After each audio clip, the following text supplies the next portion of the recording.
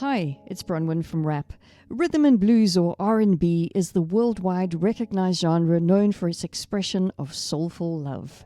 R&B is easily identified by its signature soulful rhythmic melodies and often silky, smooth, soulful vocals.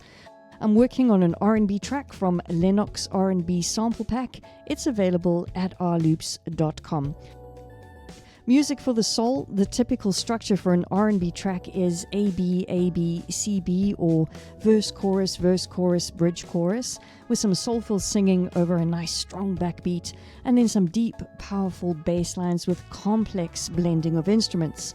Most of the R&B songs have an intro and feature a bridge. Some even contain a pre-chorus and an outro, but significantly, most don't actually feature a prominent instrumental or vocal break within a mix. So when it comes to R&B, the bass is actually often at the forefront of the mix.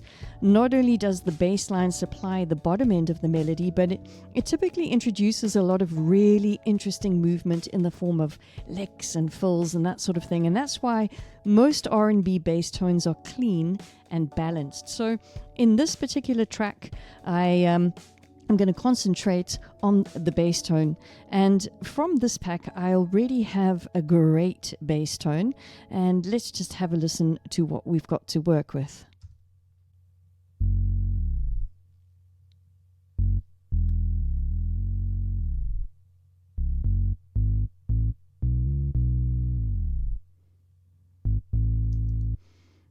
Okay, it's great, but I'm just going to tweak it a little bit. And the first place I'm going to start is with an EQ. Now, what I want to do is I want to clean up the unnecessary subs and then clean up the low mids around about that 200 hertz mark, and then use a shelf to boost the highs a little bit and bring out all the clarity and the detail of the strings. So let's just have a listen to that bass, and I'm going to switch the EQ in.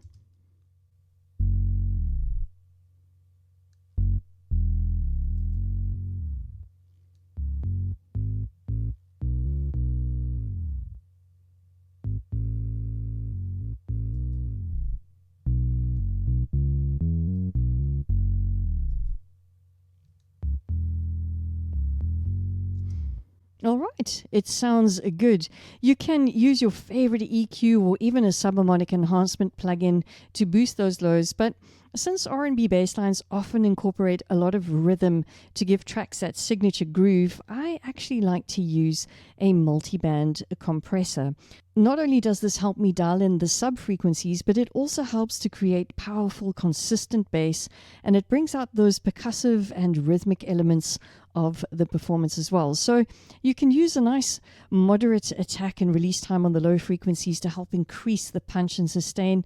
And for the high frequencies, you can either use a nice slow attack time to accentuate the attack, or a fast attack time to really tighten up those transients. It's really up to you, but let's have a listen to the bass line, and I'll switch in that multiband compressor with my settings.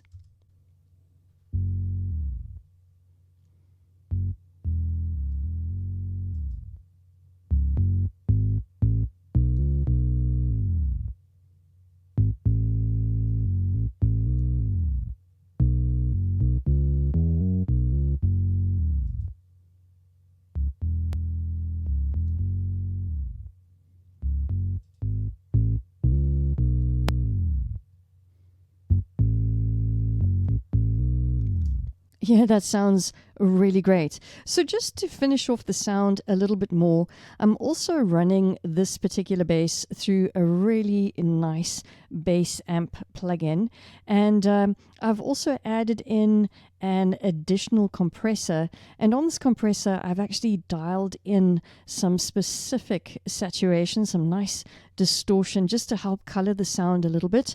And let's have a listen to what these two have added to the sound.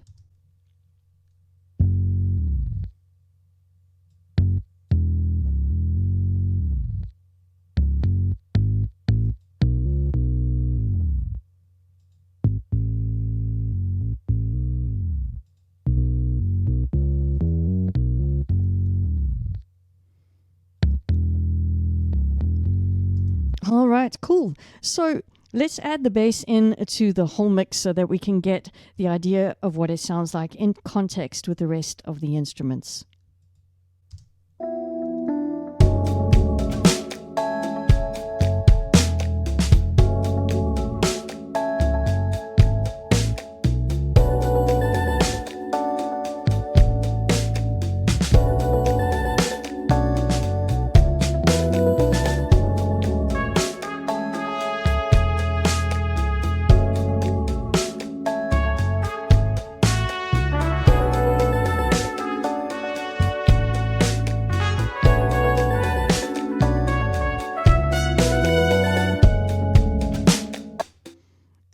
Great. And there you go. A few little tips and tricks to help you dial in a great bass tone for your next R&B track. Thank you for watching, and I'll catch you again in the next video.